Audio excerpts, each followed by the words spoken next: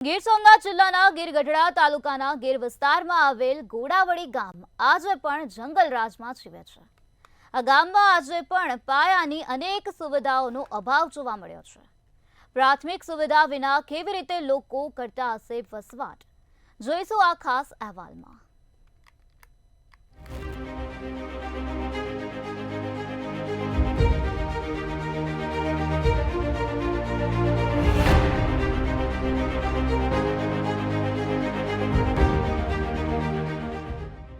ગીર સોમનાથના ગીરગઢડાના ગોડાવડી ગામમાં જંગલરાજ।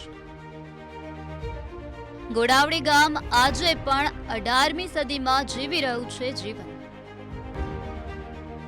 ગામમાં આજે પણ પાયાની અનેક સુવિધાઓનો છે અભાવ। શૌચાલય મુક્ત જાહેર કર્યા છતાં નથી શૌચાલયની સુવિધા। લોકોને દિવસમાં માત્ર 7 થી 8 કલાક જ મળે છે લાઇટ। આંગણવાડી ન હોવાથી બાળકોને નથી મળતું પ્રાથમિક જ્ઞાન। સુવિધાના અભાવથી લોકો છોડી રહ્યા છે ગોડાવડી ગામ। અનેક પ્રશ્નોથી ઘેરાયેલ આ ગામ વિકાસની રાહમાં રહેશે। ગીરગઢડા તાલુકાનું ગોડાવડી ગામ આજે વિકાસની દ્રષ્ટિએ પાછળ છે।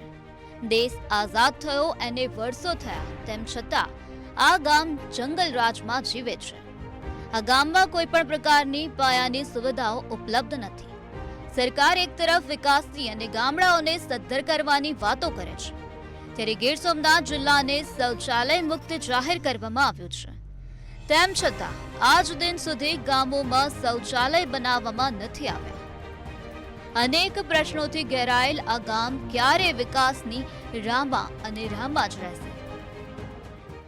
માનો કે સરકારે તો એવું બહાર પાડ્યું છે કે ગામડે ગામડે આપણે જ્યોતિગ્રામ પહોંચાડવાનું છે, પણ અમારા ગામની અંદર સુવિધા છે નહીં જ્યોતિગ્રામ।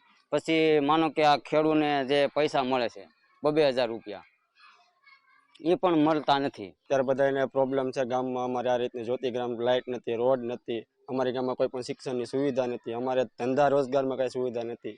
રોડની તકલીફ છે તો અમારે ધંધો કરવો હોય તો બહાર ગામ જવું પડે। આ વરસાદની લીધે અમે કઈ બાંધણ ગામમાં અમે ધંધે ન જઈએ।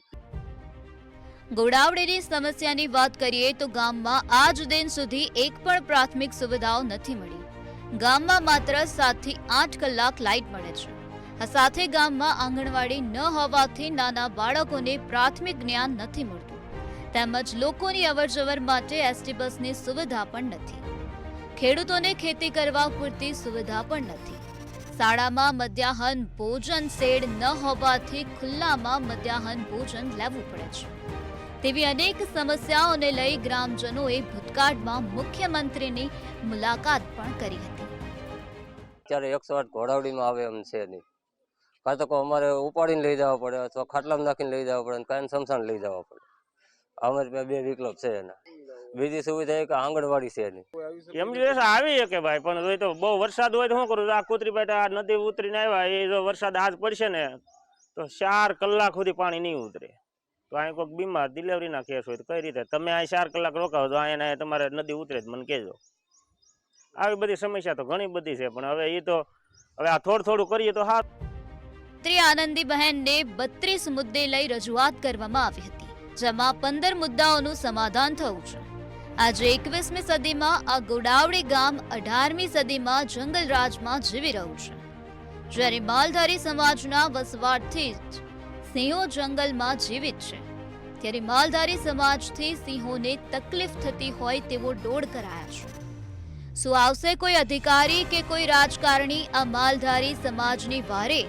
તેમને તેમના હક આપવામાં આવશે? કાર્તિક વાજા, મંતવ્ય ન્યૂઝ, ઉના।